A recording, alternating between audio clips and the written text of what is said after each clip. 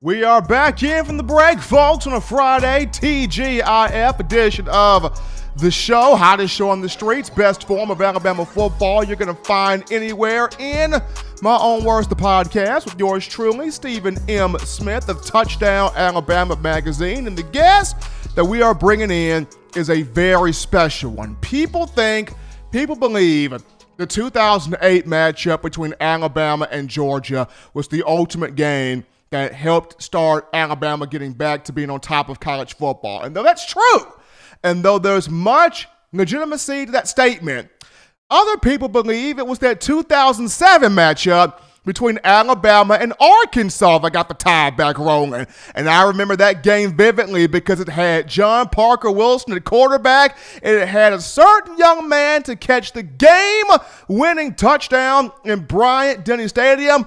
We bring him on right now, the star from that game, from that 2007 season. He played for the University of Alabama from 2003 to 2007. It is Matt Caddell. Matt, my man, welcome into the show. So happy to have you.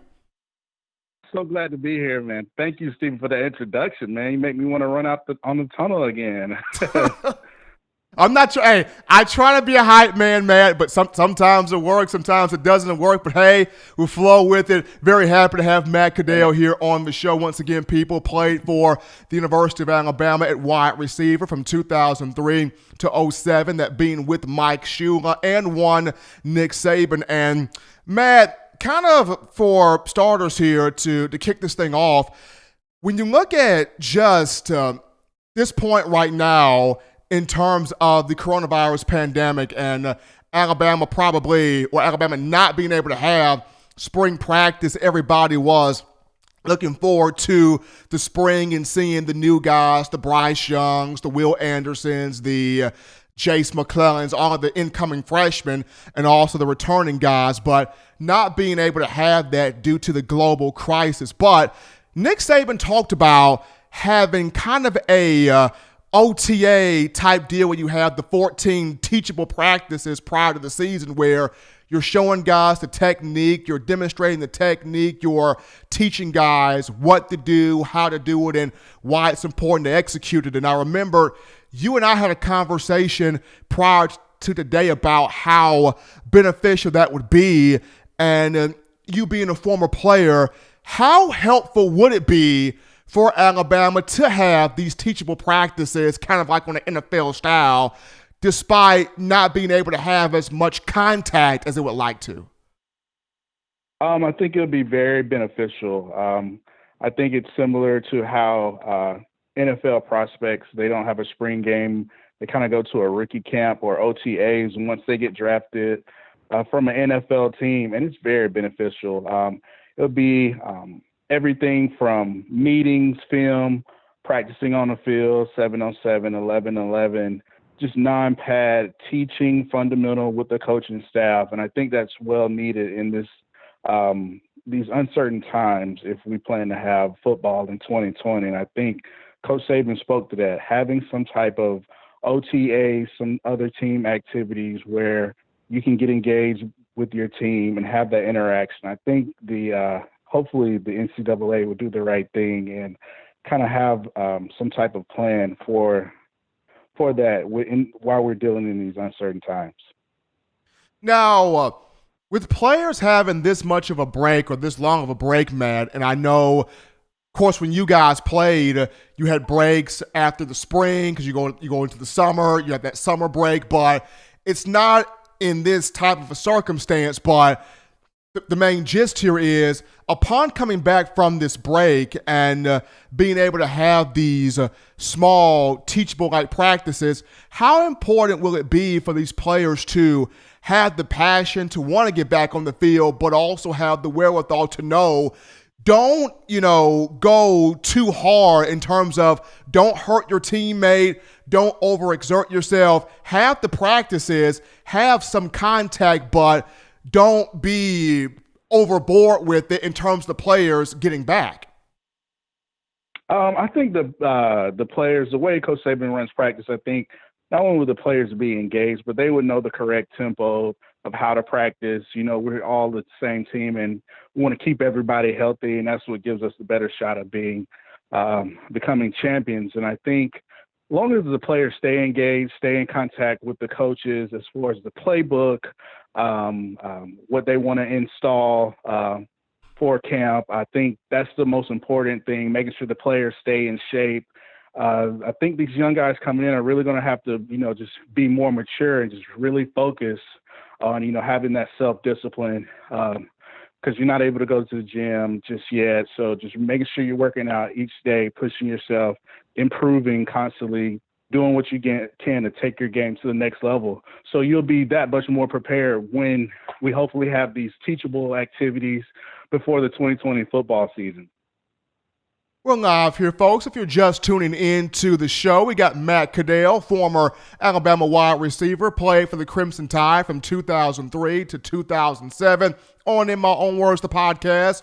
Yours truly, Stephen M. Smith. And Matt, prior to having you on the show, you had a little bit of you wanted to put on your draft hat a little bit. We want to do a little bit of NFL draft talking here in terms of Tua Tagovailoa, Jerry Jeudy, Henry Ruggs III, and a few other Alabama prospects. Looking forward to hearing their names called in the next couple of weeks here. So starting off with Tua, a lot of people have this fear of, I don't care what the reports have said, what the doctors have said. I don't trust Tua's hip. I don't know if it's good or not. This is a huge risk. One guy called it the greatest risk in NFL draft history, but we have seen Tua on video. We have seen Tua move around on his hip with his legs, look clean, look smooth. If you were to put your mind in the mindset of a GM right now, man, and you were looking at Tua, how would you be evaluating Tua right now? What would be your grade of Tua? Well, I just think Tua is just one of the top prospects in this draft. He's such an elite prospect. If he hadn't not had the injury history, it's no discussion who will be saying would be the number one pick. Everybody knows of Tua's talent, his arm strength, his accuracy. But if I'm a GM, I'm looking at Tua. Obviously, I'm just trying to, obviously the medicals is what's big with Tua, his health. Not only that, but I want to see where his head is at. Has he learned from his mistakes? Does he fit our system? Is he going to be doing the things to help continue to develop his game so he doesn't take those unnecessary hits? And I'm going to see how I can get as much medical information on him because the talent is there, and I just could not pass up on a talent like Tua with his arm strength, his accuracy, his moxie in the pocket. I need as much information as possible. And I think it's not that big of a risk because you can get quarterbacks now with they structured the CBA a couple years back where these rookies aren't making those major cost contracts, so it doesn't cost the organization that much money. So if you're looking at Miami at 5, you can sit there. You didn't necessarily tank for Tua, but you still have an opportunity to invest in your future of the core of your organization and have your quarterback Tua falls in your lap at 5. I think I would rather be the GM that does not pass on Tua and takes Tua. So I'm doing everything I can to have as much medical information on him and just see as far as interviewing, seeing where his head at, learning about how his mind processes information. And because he's such a great talent. That's what I would be doing, looking to draft to it and just gather as much information as possible. Now, my whole thing, Matt, is everyone talks about, Joe Burrow's the safer pick and Justin Herbert's the safer pick. But to me, even you would have safe picks that would bust. You would have safe picks that may not turn out successful in the NFL. And life, to me, is about taking risk. We have seen so many talented quarterbacks get hurt in college. Some get hurt in the NFL, still go on to do great things. And the teams that draft them don't regret drafting them due to the injury. So my thing here is, am I way off on my assumption of just because this guy may be a safe pick doesn't necessarily mean he's the right pick? Am I way off there? Not way off, but You have to look at the draft from a lot of different perspectives. I mean, you look at Cincinnati's case. Obviously, Joe Burrow is going to be the quote-unquote top quarterback. I mean, he had a great year this past year, winning the national championship, Heisman, broke all types of records. But at the same time, it was in 1 year. He was a part of that Joe Brady system. So a lot of that goes a long way. But at the same time, I mean, you look at Tua. Tua's had 3 different coordinators. He's been the most consistent quarterback part of the past ever since his freshman year. He's just has such a moxie. I feel like he's been the standard when it comes to quarterbacks the past couple of years. And so just looking at Tua, looking at Burrow, you can see why teams would want to take Burrow. Obviously, he had a great year. He's a little bit more – I feel like this year he really proved how cerebral he was in the pocket by moving the ball downfield, not taking unnecessary shots, and in that Joe Brady system, getting the ball out to those playmakers. Being athletic enough in the pocket, I think that's what probably Cincinnati's looking at. And then I feel like it really gets interesting when you look at the Washington Redskins at number 2, because that's when kind of the Tua conversation can kind of come up. Do they stay with Dwayne Haskins, or do they take the ultra great talent in Chase Young from Ohio State at that number 2 pick? So it's hard to – you're always going to need a quarterback, and you're always going to need edge rushers. So, I mean, I don't see – it would be kind of hard to pass up on Chase Young. But yeah, a lot of people are saying those safer picks. But as far as me, when it comes to quarterback, if I'm the GM in one of those teams and I'm looking at the future of my program organization and knowing that the quarterback position is the most important, you can draft Tua, have him sit behind. He doesn't have to come in and start. He can kind of have a redshirt year. You can kind of bring him on later in the season, maybe 8 games into the season or whatever, and then ease him on in, let him get acclimated, and have your future Hall of Fame quarterback for the next 10 years or so. So that's just my thinking if I'm putting on the NFL GM hat. Now, as good, Matt, as Bryce Young is, how excited are you to see Mac Jones lead this team in the upcoming season for Alabama? I'm very excited about Mac. Just looking back at Mac playing the past, 3 or 4 games, looking back at the Auburn game, he actually played a really good game if it wasn't for that second turnover, basically both turnovers. I think Mac has a little moxie about him. He kind of reminds me of A.J. McCarron. I think what would be key for Mac this year, him taking the next step, kind of looking at how Joe Burrow, how it was really cerebral in the pocket, it was athletic enough to move the ball, not take sacks, not take unnecessary hits, but get the ball into playmakers' hand.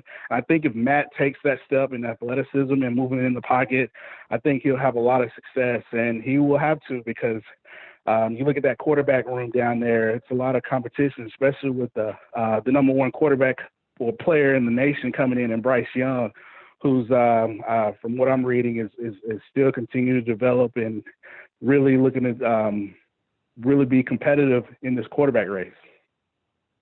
He's Matt Caddell, ladies and gentlemen, former Alabama wide receiver who played for the Crimson Tide from 2003 to 2007, graciously joining us live here on In My Own Words, the podcast. Matt, we appreciate you taking time out of your Friday to join us, man. You be good. We appreciate it. All right. Thank you. Thanks for having me. That was Alabama wide receiver, former Tide wide receiver Matt Caddell, coming on to get this conversation on about NFL draft with Bama players and even answering a question on Mac Jones for the upcoming season. But we're going to go to our next break here on the show. Upon our return, we will dive back into your phone calls, thoughts, tweets, questions, and concerns after this.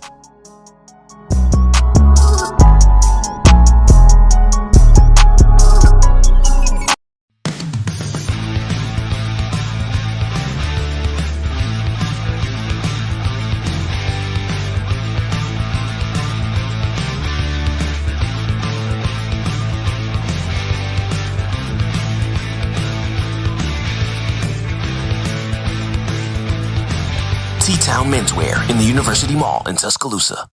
Touchdown Alabama Magazine is Alabama football's premier publication. A subscription to Touchdown Alabama Magazine is the perfect gift for any Alabama fan. For exclusive news and information, recruiting updates, a free annual print magazine, and more, go to touchdownalabama.com and click join. Only $5.95 per month or pay $49.95 for a full year subscription. That's a saving of almost $22. Make sure to subscribe before it's too late and get our new freshly printed end of the year magazine issue. Go to touchdownalabama.com today and roll Tide. Thank you for watching Touchdown Alabama Magazine's YouTube channel. To continue to get the best in the Alabama football content, subscribe here and turn on your notifications to stay connected with the hottest shows covering your Crimson Tide.